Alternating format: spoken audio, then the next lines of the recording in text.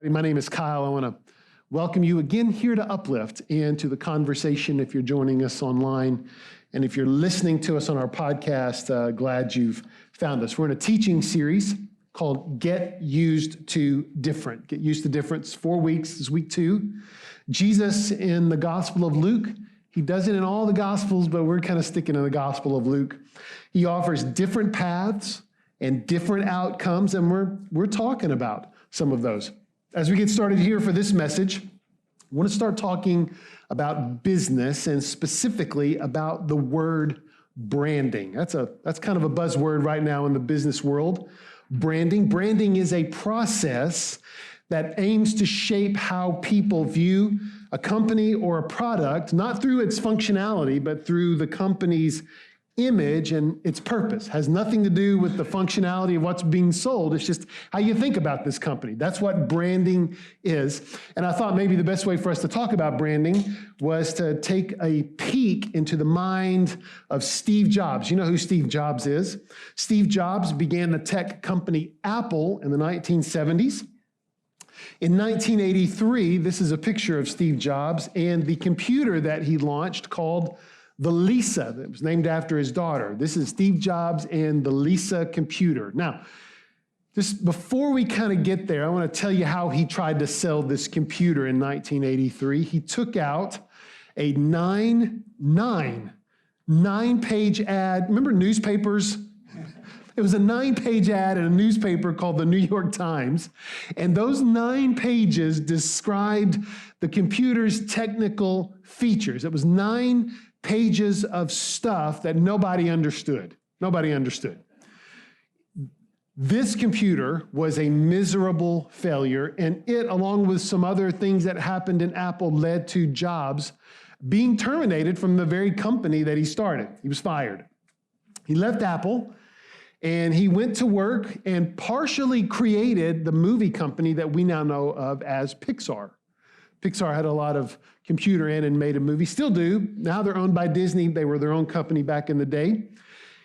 While he was at Pixar, he was surrounded by tech people and storytellers, and he learned the value of creating stories, of creating a brand. So when he returned to Apple, you know this, he transformed the company, not necessarily the computers, but he transformed the company and the way that they sold computers, how they sold them. In fact, his very first ad campaign was not a 9-page advertisement, but billboards all over America. All over America with these 2 words. You've seen this logo with the words, "Think different." Think different. You've seen that? Apple still uses this. This became the brand of Apple. Didn't tell you anything about the computer, just told you about why you could trust this company. You can think different. These computers could be resources to you and your personal story. That's what branding is. It's creating a story around a company, around a thing. Now, let's kind of talk about branding in the era of the New Testament for a minute. And really, in the era of the New Testament and during Jesus' ministry, there was really only one person who had the power of branding. And that one person was the Emperor of Rome. The Emperor of Rome, the only person who could do this. In fact, every person in the empire knew the emperor's name, and they saw his image and what you thought about him every hour of every day, even without the technology of our age. They saw him, they saw his brand with his coin, his coin. You've probably heard of the emperor's coin. If you've read the New Testament, you know that it's called a denarius. A denarius. It's mentioned often in the New Testament and most often in parables where money is involved. This is a handful of those coins, by the way. Now, let me tell you a little bit about this coin. A denarius was about 4 grams of pure silver. It equaled about 1 day's wage for a common laborer in the Roman Empire during the time of Jesus' ministry. It was a pretty stable piece of currency. And each emperor issued his own denarius. And it was also considered, every denarius in the empire was considered the personal property of the emperor that issued these coins. It was every emperor's personal instrument of propaganda. It was used to promote him and his agenda and his accomplishments. It was his brand. You didn't really think about all the bad things. You just knew that this guy was in charge. This was his brand. And let me be honest here. Its chief aim was not necessarily to promote economic security. Its chief aim was to indoctrinate people, to sway them, to convince them, to manipulate them. It was its own content in a very different sort of social media. It was shared every day. It went viral with millions of hits every hour, with millions of coins passing through millions of hands across the empire. It was a tangible symbol. It reminded Roman citizens and slaves and conquered peoples that they were not the makers of their own destinies. They were controlled. They were controlled, regardless of how wealthy they became, because they had to use the emperor's own piece of property, his own coin, his own personal branding agent to pay for everything, including their taxes. We'll talk about that a little bit more in a bit. Let's zoom into an event in Jesus' life that involved a denarius and involved taxation and involved the emperor's coin. And it's from Luke chapter 20. We're going to read from verses 20 through 26. Luke chapter 20, verses 20 through 26.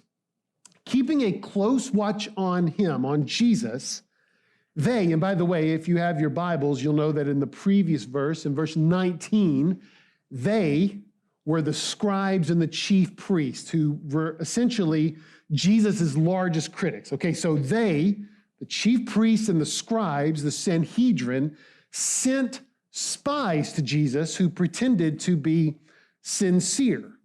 They hoped to catch Jesus in something he said so that they might hand him over to the power and the authority of the governor.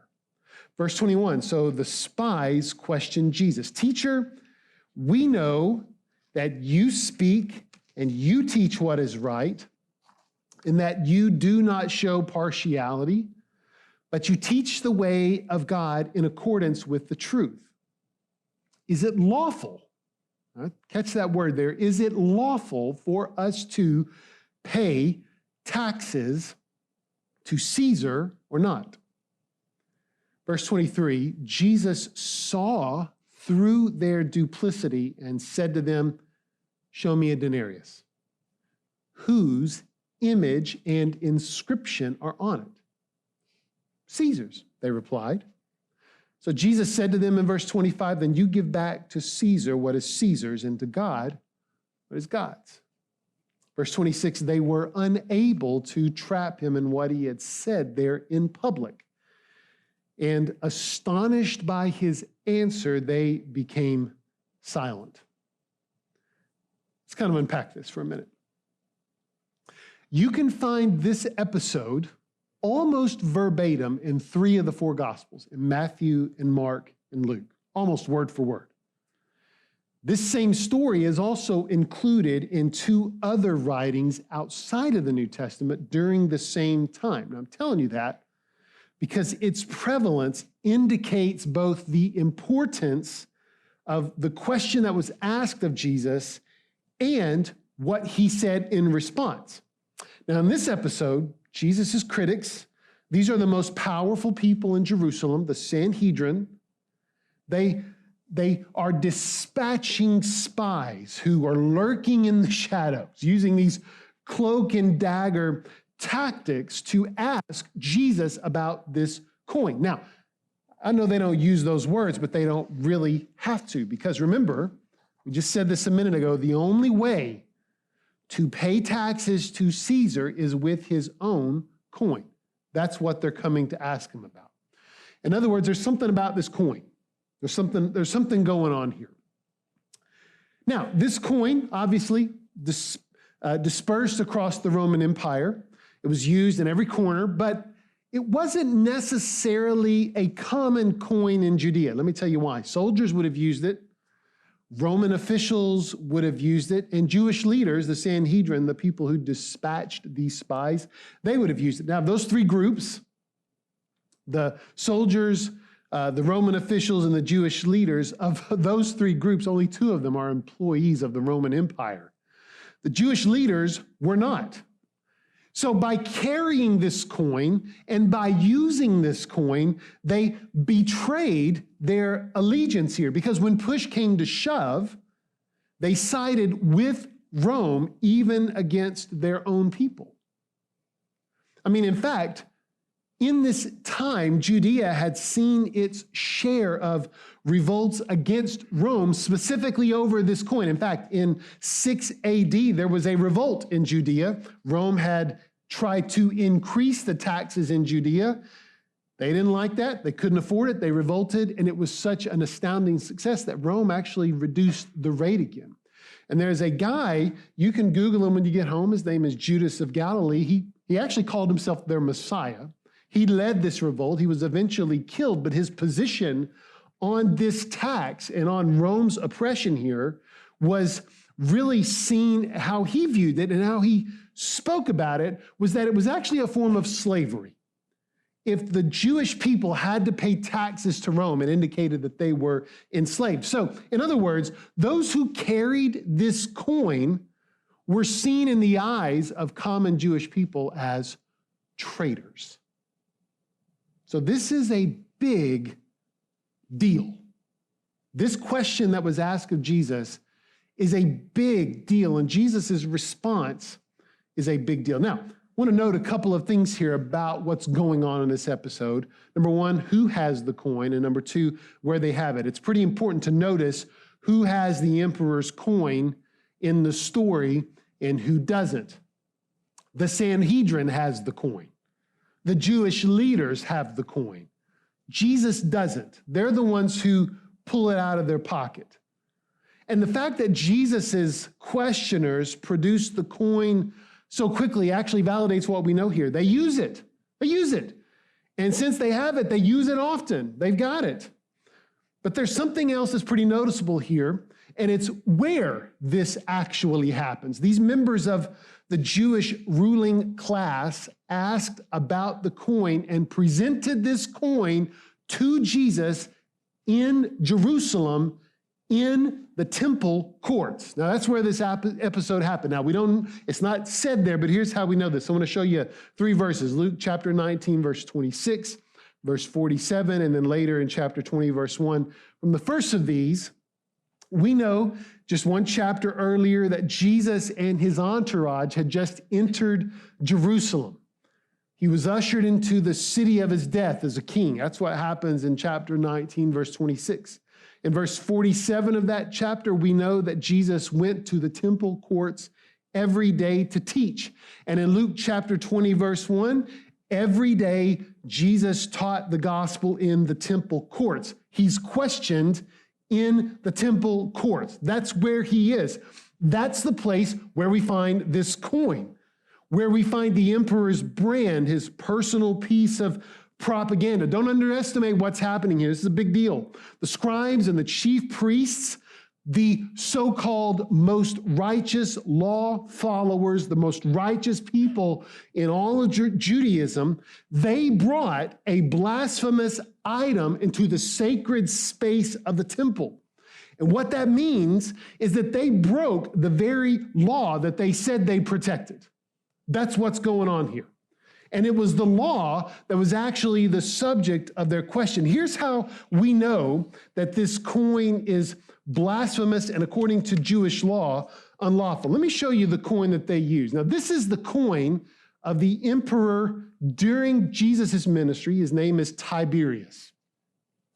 If you read from the King James Version back in the day, you know that the Sea of Galilee was also called the Sea of Tiberius, named after the emperor. Now, this is his coin. This is the coin that they produced. I mean, not the coin, maybe not, but it's certainly the one of that Tiberius had minted while he was emperor.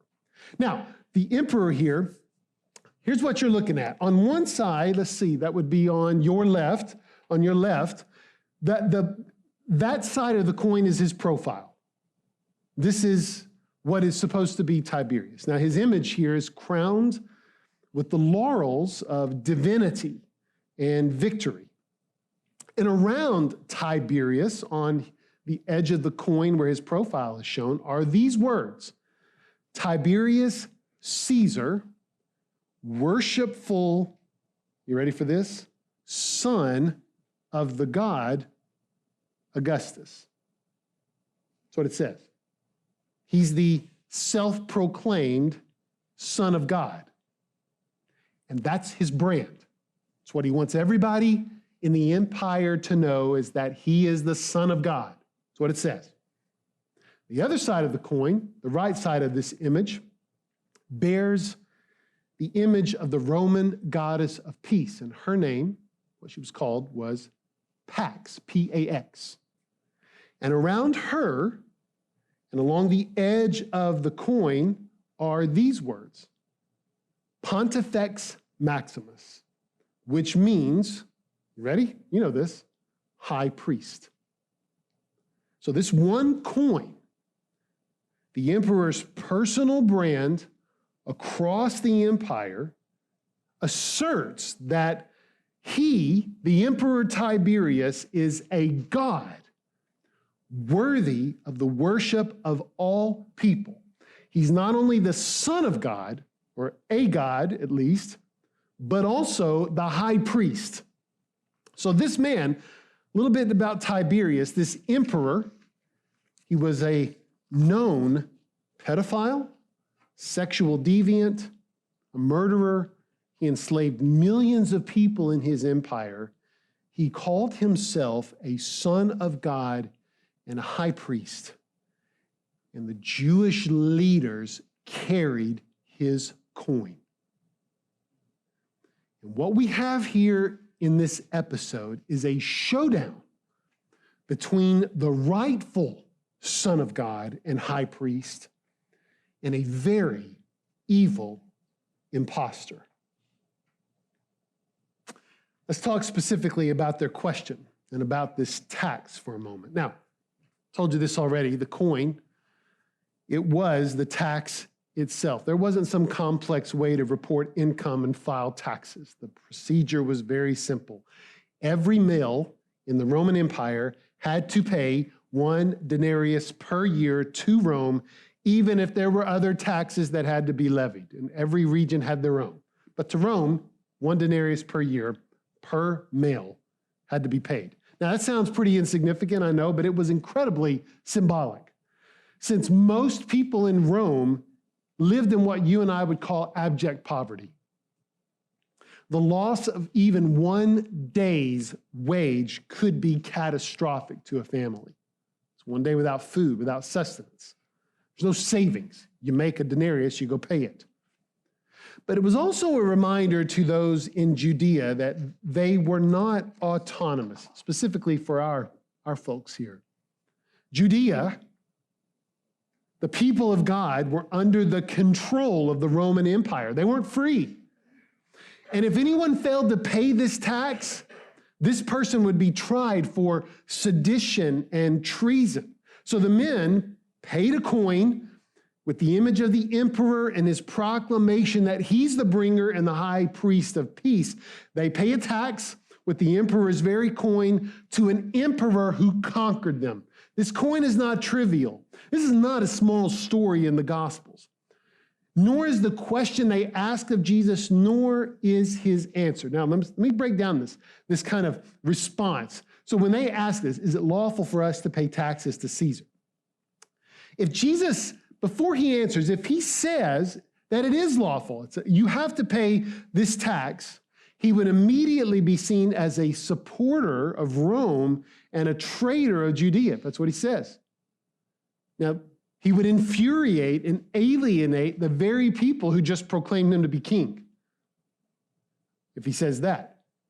But if he says that paying the tax is unlawful, he could be punished as a political criminal and a traitor. They think they got him. Rock in a hard place, right? Either answer here is going to put a target on his back, and he knew it. So what he did first was he offered them a counter question. Look at this, Luke chapter 20, verse 24, Jesus said, show me a denarius whose image and inscription are on it. Now, his counter question here includes two words that were central to Judaism. We're going to talk about them. The first is image. Image. Now, in the Ten Commandments, the first commandment explicitly prohibits the worship of anyone or anything but God. And then the second commandment forbids crafting, remember this, an image of a false god to worship. Let's read it. Exodus chapter 20, verse 4. You shall not make for yourself a carved image or any likeness of anything that is in heaven above or in the earth beneath or in the water under the earth. No images. Can't make any images. So Jesus, by using the word image to these very smart people who know these commandments, who know the laws, Jesus is reminding his questioners of this commandment. An image of God or any image of a false god, which is what's on that coin, is itself unlawful. Can't do it. And the second word he draws out here is the word inscription. Now, here, by using this word, he's recalling the Shema.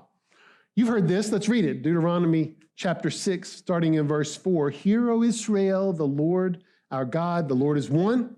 You shall love the Lord your God with all your heart, with all your soul, with all your might. And these words that I command you today shall be on your heart. There's the inscription. You shall teach them diligently to your children, and shall talk of them when you sit in your house, when you walk by the way, when you lie down, when you rise. You shall bind them as a sign on your hand. They shall be as frontlets between your eyes. You shall write them on the doorposts of your house and on your gates, and so on. The Shema makes only one allowance for something to be inscribed, and that's the very law of God. That's what the Shema says. And it's to be written, to be inscribed on parchment, on doorposts, and on city gates. So Jesus wasn't being real subtle with his counter question here. Jesus, he's got some teeth here. What he's doing is he's using words that they knew. They were, after all, lawyers. They were rulers of the Jewish religion. They were rulers of the Jewish people. They knew the language. And what he did when he asked this question was he forced them to say that Caesar's image and his inscription were on this coin. That's what he did. It's pretty smart. Quite brilliant. After their admission, then, he finally answers their question. Here it is, Luke chapter 20, verse 25. Give back to Caesar what is Caesar's, and to God what is God's. Meaning that if the Jewish leaders, if they present themselves as holy, as the chief interpreters of the Jewish law, shouldn't they return the coin they held? I mean, if they're going to be the righteous law followers, shouldn't they follow the law? Jesus' answer here invites those listening, then and now, even us, it invites us to choose allegiances. That's what his answer does. Because the ways of Caesar and the ways of God, they don't go together. They don't go together at all. Now, I want you to listen to me carefully before we kind of get into the weeds here. Jesus is not using this passage as something to advocate for the separation of church and state, which is a uniquely American ideal. No, it's not what he's saying, right? And nor does he say that we should forego paying taxes. That's not what he's saying either. Paying taxes is the right thing to do. It's the law. We pay our taxes. But he is saying something about compromises. I want you to listen to the words of New Testament scholar Gunther Borkum regarding Jesus' answer. I got the quote for you. This is not meant, regarding this statement, this is not meant as a timeless general proposition, but is to be considered like all of Jesus' teaching in the light of the coming kingdom of God, which is already present in Jesus' words and deeds and has begun to realize itself through the interpretation of render unto God all things that are God's. The other part receives the meaning of a temporary interim obligation soon to end. For the reign of Caesar passes, but God's reign comes and does not pass away.